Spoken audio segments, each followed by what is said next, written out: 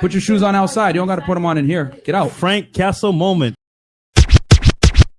With women, right? Whenever we ask you guys what you like, you guys give politically correct answers. Like, he doesn't have to be handsome. He just got to be a good person. He's got to be emotionally intelligent, right? This buzzword that women like to use all the time.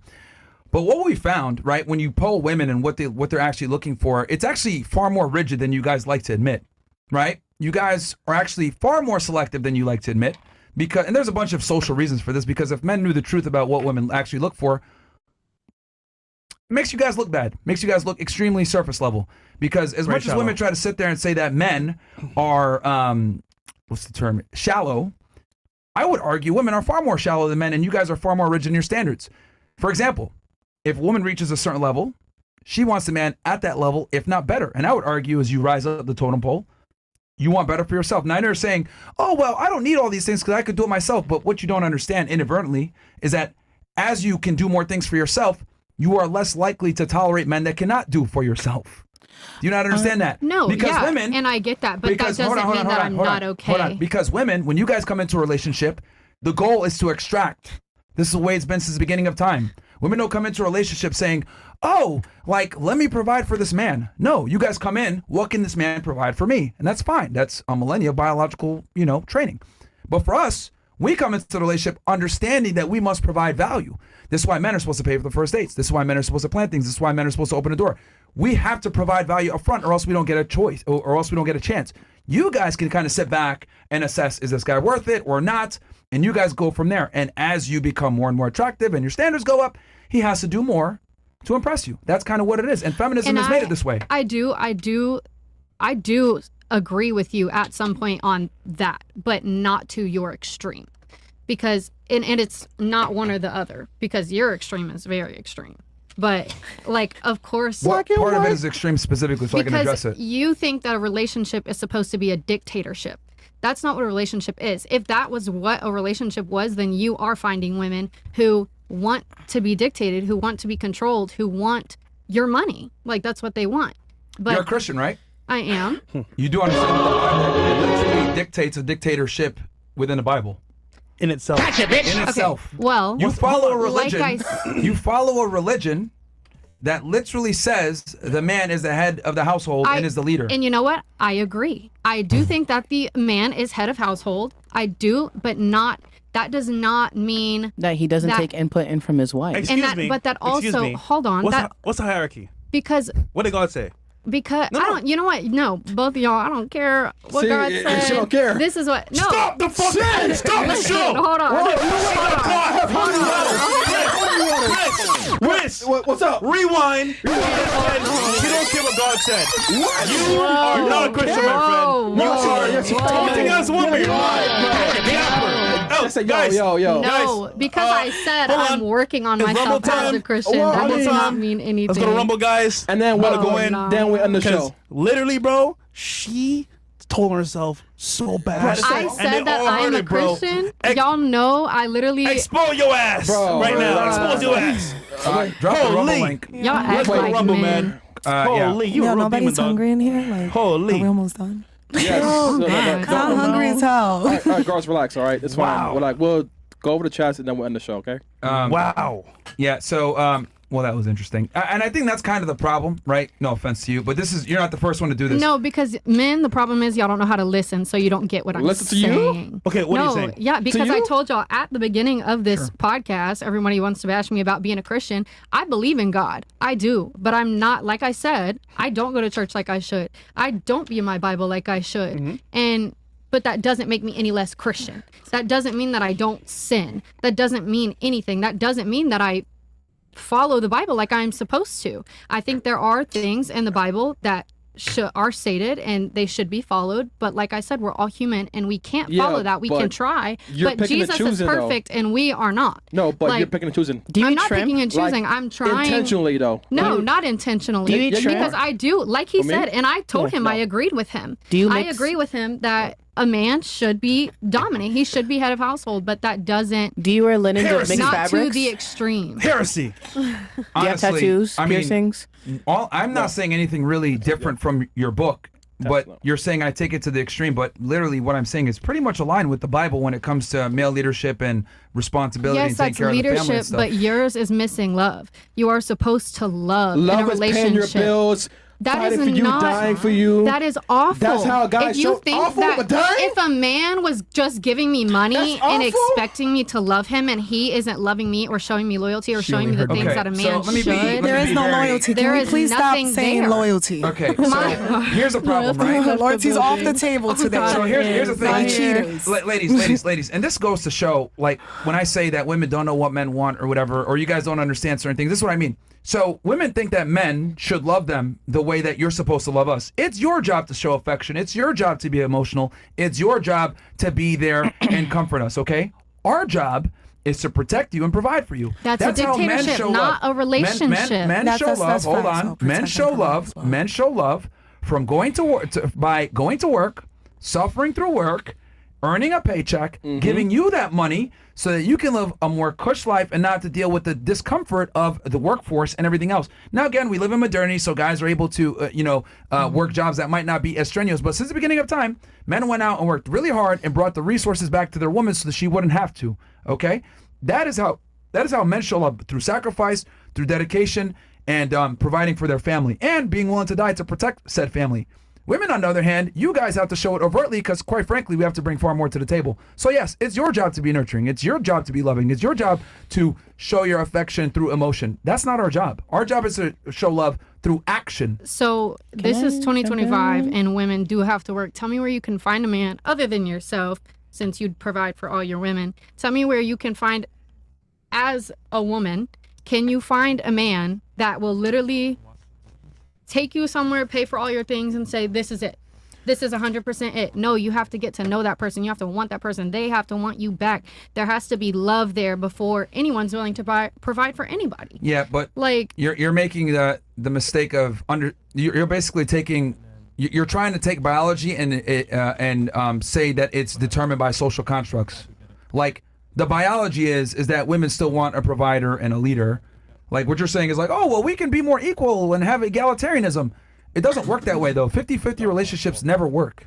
I don't think it should be 50-50, and that's what I said I agree with you on, is a man should be head of household, but not to the point where it's a dictatorship, because that's not a relationship. A relationship involves love, and there's no So who has love. the final say then? That is between you and your partner. Yeah, but there's always going to be... man. Because Okay, hold on. if I had a man and he wanted both of us to work and both of us pay bills and whatever, statistically, men do make more money. They do, 100%. And Yeah, so but there's got I to be a would final expect, decision maker. Nothing ever gets done by a committee. Like, you can listen to your wife and take her opinion, of course. But at the end of the day, one person has to be the decision maker. It's got to be the man, not the woman. But a I think- dictatorship doesn't take into account other people's opinions, Yeah. is what she's saying. like, Okay. If It is you're a in a job, relationship, and if you you want to go discuss by that. religious Look, or if she's going to take the literal term of a dictator, that's fine. But even a dictator has advisors on his board. Like, you know what I mean? Like, if she wants to take it literally there. But what I'm trying to say is, yes, your wife's opinion does matter. But at the end of the day, you make the final decision. Her opinion can be brought in or not. You reserve the right to tell her, shut up, I'm going to make this decision. Or I'll take your opinion into play. That's what I'm saying. The man needs to have that level of authority. But the That problem is is this. This is the same your shit what I've noticed with modern women. opinion. This is the problem with modern women. You guys want chivalry, protection, a man being a gentleman, all these things in place, be a provider, but you guys don't want to pay your fair share and submit. You guys want to be able to still give your opinion, give your takes, be an equal partner. That's not how this goes. If I'm responsible for everything, I also have authority over everything. And I'm one of the few guys that like puts this out there. Now, a lot of men think the way I do. They just don't want to put it out there publicly because they get kind of the backlash that you guys are giving, where it's like, well, this doesn't make sense. That's not fair. Dictatorship. So men just don't talk to y'all about this. They just say, oh my God, what the fuck? Yeah, but how about if you get a man that can't provide, but that's your man? What do you do then?